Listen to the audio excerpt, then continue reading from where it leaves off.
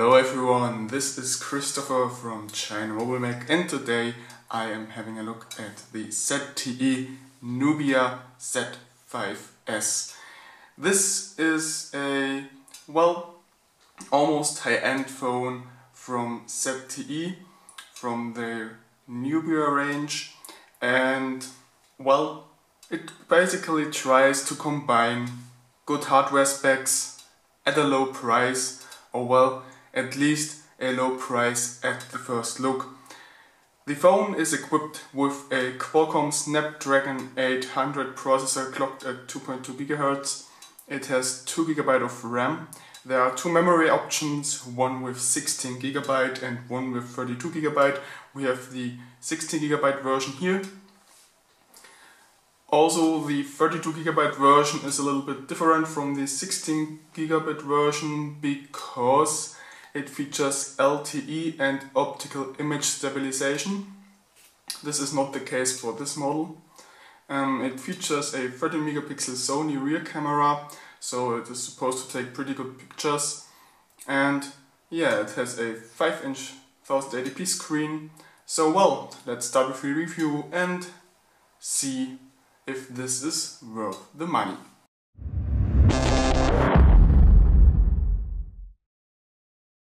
As usual, we first start with the package contents, and here is the package itself. It is completely in white, pretty small. It has the Nubia logo on top and on the side some red stripe around the package and some information regarding the phone on the rear. Inside the package there is a white micro USB cable with a decent length. We have a SIM opening tool and some sticker with the EMEI number on it. We have a USB wall charger with Chinese plug. There is no adapter that comes with the phone. We have one quick start guide in Chinese as well as one warranty document also in Chinese, and of course we have the phone.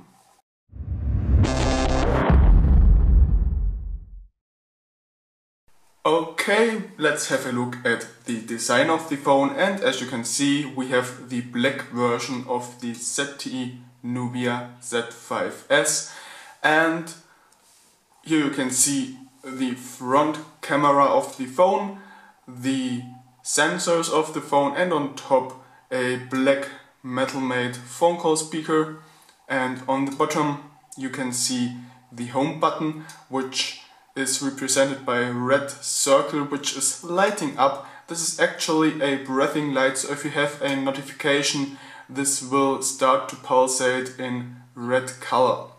Next to it are two soft buttons which you can't see right now, but if you turn the phone on and touch the screen or something, they will light up. They don't have icons, they are just red dots displaying here and here. We have here a menu button and here a back button. Let's come to the sides. Those consist of a metal frame and the plastic material of the rear. As you can see here, the metal frame is well made, feels pretty nice and goes around the phone without any gaps. And here on the sides we find a volume rocker, and on the lower side a voice microphone and a micro USB port. On the right side we find a shutter button for the camera, which actually has two pressure points, and one for focus and one for taking a picture, and one power button. And on top we find the 3.5mm headphone jack, an IR blaster, and one SIM tray which you can open using the tool that comes with the phone. This actually takes just one micro SIM card, so no dual SIM slots here.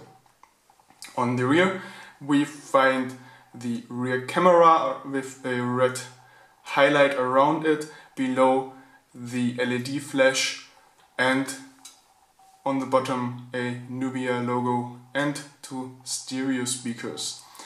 As already said, the rear is made from plastic, and there are different kinds of plastic. Some feel cheap, some feel pretty good, and unfortunately the one ZTE is using here feels pretty cheap, and well, it kinda is a bit disappointing.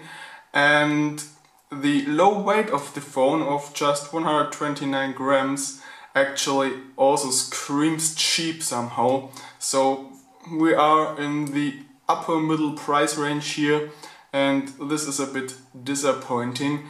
Also, the buttons are not really fixed, they are shaking. When you shake the phone you actually can hear it clackering around. Don't know if you can hear it on the camera. If I do like this, you hear it. So this is actually not that nice. But let's continue and see if other things can impress us.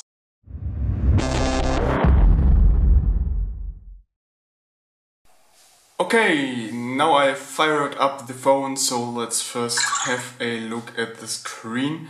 And this is actually a brand panel from Sharp, and it has 5" in size and a resolution of 1920 by 1080 pixels.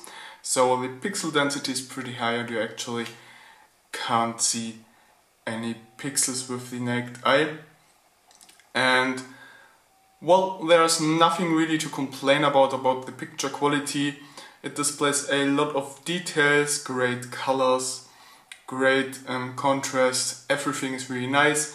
It reacts quite fast, so there are no lines or something when something's moving fast on the screen. And also the viewing angles are pretty good. You can see everything from the sides. Just the brightness is going down a bit. So it's a pretty good screen. The only thing I really can complain about is the brightness, because you actually need to set it to 100% all the time, else it will be too dark. Especially when being outside, 100% is still a bit too dark and you have hard time seeing anything on the screen when the sun is shining on it. So, well, this could be better, but all in all the screen is pretty good, so all in all I can't really complain about it. Oh, and by the way, the touch panel is also pretty good on this phone. You don't need a lot of pressure and it still reacts very precise, which is very nice in my opinion, as sometimes you have to put quite some pressure on the screen to get it to work, but this is not the case here, even though a protective film is applied on it, so this is definitely a plus.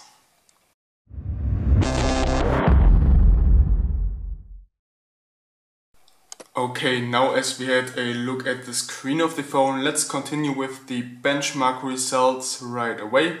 First, the Antutu benchmark, and here we got 34,649 points, which is, well, like standard for a Snapdragon 800 processor. When looking at the bar chart, we see it is in between the Xiaomi Mi 3 and the Samsung Galaxy Note 3. So let's continue with another benchmark, the 3D Mark benchmark this time.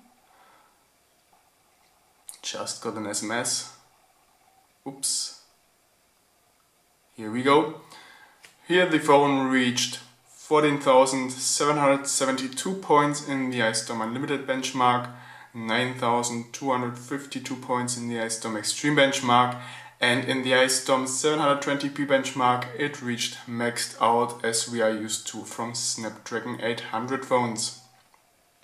Next step, the Velomo benchmark, and here it reached 2,619 points in the HTML5 test and 991 points in the Metal test. And lastly, the GFX benchmark, and this is a graphics benchmark, so it mostly tests the GPU performance, and let's wait for it to load. This should be pretty similar to other Snapdragon 800 phones. And here the phone reached 1,790 points. So, pretty good results.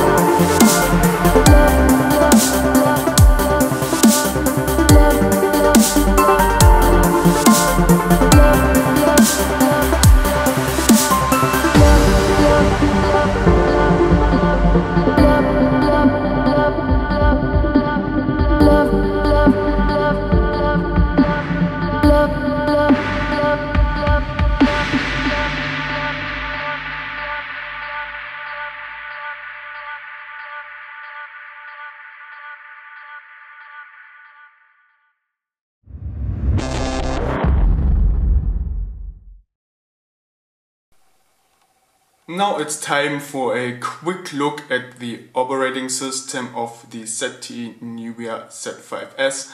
And let's first have a look at the Android version this is based on, and it's Android 4.2.2, so it's a bit outdated. But there is supposed to be a new ROM version soon, which is based on Android 4.4 KitKat and also features some UI changes. So there will be an update soon, so you just have to wait for it and you will be up to date.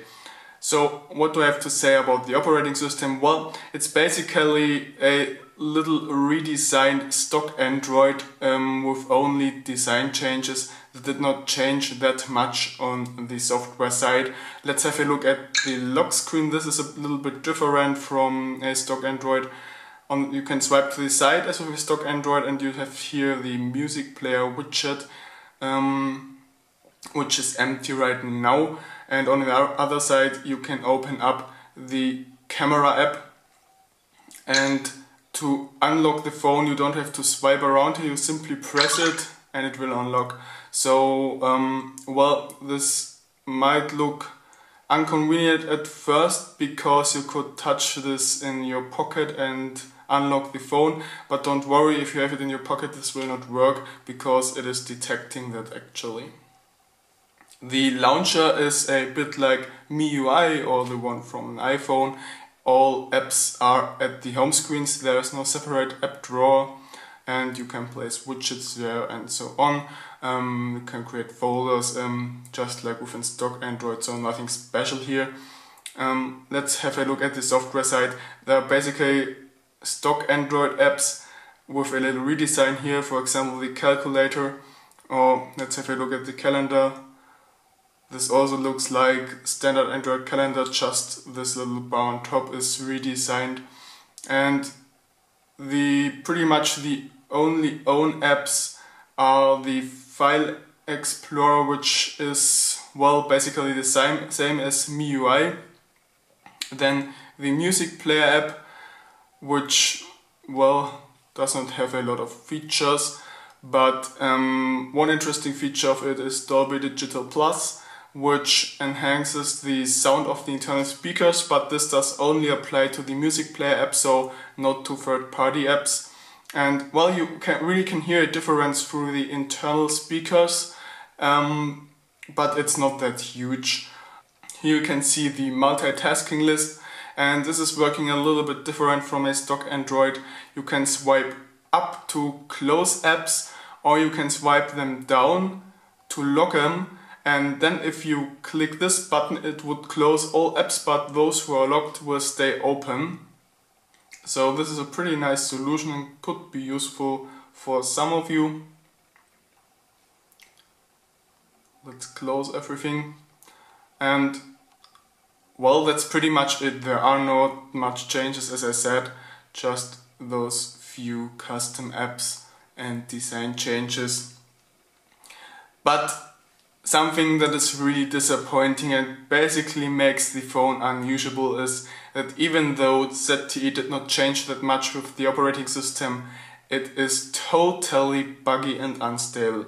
First, I experienced several crashes during the test of the phone. Apps are force closing sometimes. Once the operating system got completely stuck and I had to shut it down by pressing the power button for a long time.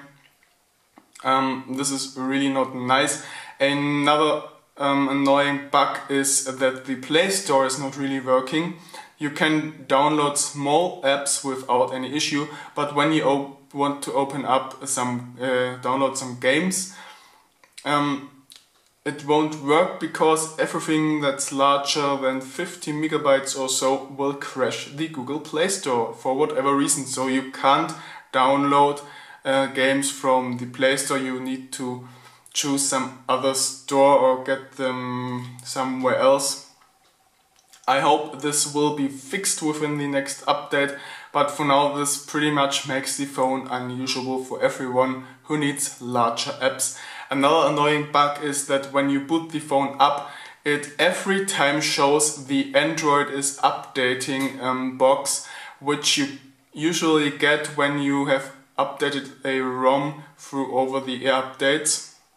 I don't know why this is popping up, but this is causing the boot time to exceed 2 or 3 minutes, and well, this is really annoying and absolutely unacceptable for a phone in this price range. But well, you of course have the option to use custom ROMs. There's a MIUI ROM available for the ZTE Nubia Z5S, so this is supposed to fix all the issues. So you probably want to install this when you buy the phone and not use the stock ROM.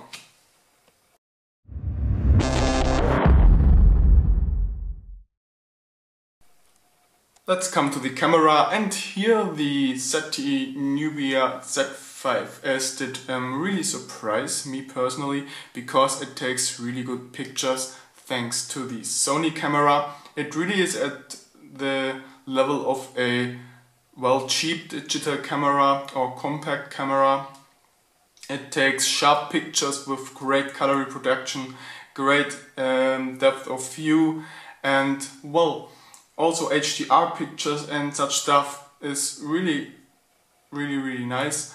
And yeah, so it's a pretty good camera. The only thing that is a little bit disappointing is when you take macro shots or close-ups, they will easily become unsharp because the focus has some issues. It kinda gets sharp and then unsharp again, so you have to take a picture right away when it is sharp, else you will have a blurry picture.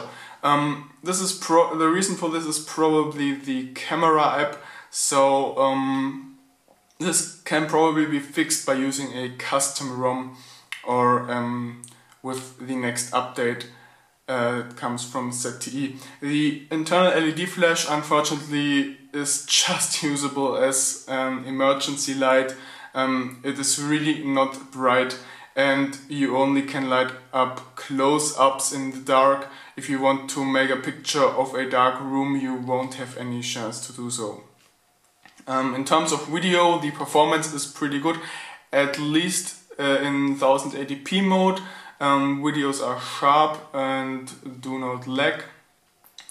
The only thing that is really disappointing is that you get interference noises in your video sound by the mobile network. So, well, it seems like there's some shielding on the hardware side missing, and this will probably not be fixed with a software update. Also, the 4K video mode is pretty much unusable, as the videos are lagging like hell, so they're not really usable. The front camera of the phone is pretty good, so you can definitely take selfies with it.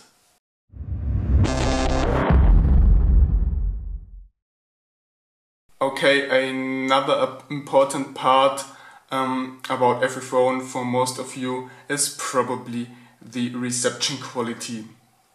And here the ZTE Nubia Z5S did unfortunately disappoint me again, because most of the time I did not have any 2G or 3G reception. This is really annoying. Right now we have, for some reason, all bars of GSM. I don't know why. Most of the time it's just like 1 bar or something, and this is really not enough to do phone calls. You get signal losses all the time, you get strange noises in your calls. Well, it was pretty much unusable. As I said, I don't know why it has full signal strength right now. This never happened before so far. Well, let's continue with Wi-Fi, and this one is also not that good. It's usable, but it tends to get issues as soon as you move away from the router. Here in the same floor as the router there are no issues, but as soon as you get to the floor below or the floor above, it will start to lose the signal when moving around. So the signal strength of Wi-Fi is really not that good and really disappointing. In terms of Bluetooth, the signal strength is pretty good, or average. It reached like 12 meters of range under free view, so this is well, average. Let's continue with GPS reception quality, and well, we have a Qualcomm chipset here, so this shouldn't be an issue, and it really is not an issue. Outside we've got 11 satellites and 3 meters of accuracy, so this is pretty good. It was cloudy, by the way. Inside the house, in front of a window, 12 satellites for some reason and 14 meters of accuracy. And also inside the house, but without any window nearby, it was 9 satellites and 39 meters of accuracy. So navigation through GPS should really not be an issue with this phone, and you should not encounter signal losses most of the time.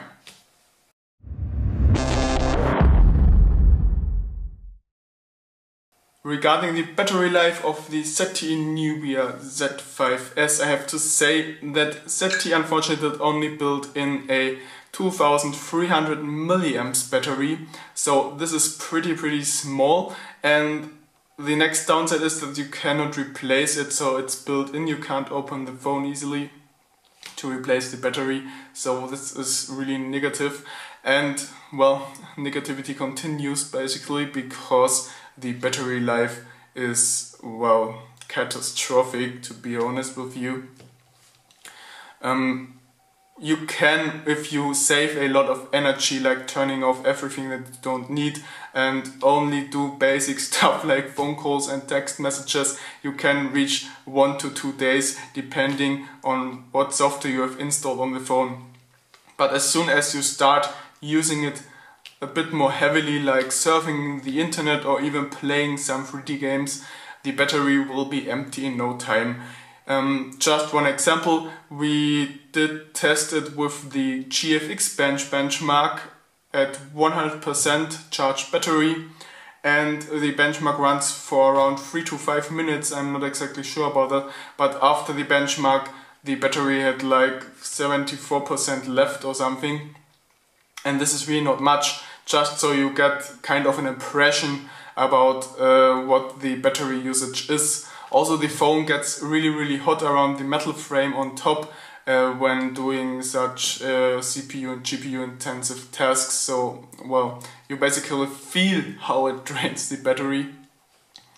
All in all, under normal usage, I personally don't get more than 5 or 6 hours out of this battery, and if I play any game it's empty like in 45 minutes, so this is a really bad joke, and well, I think you also can't fix that by using another ROM. So everyone who needs a long battery life and does not have the possibility to charge the phone at any given time will probably not be satisfied with this one.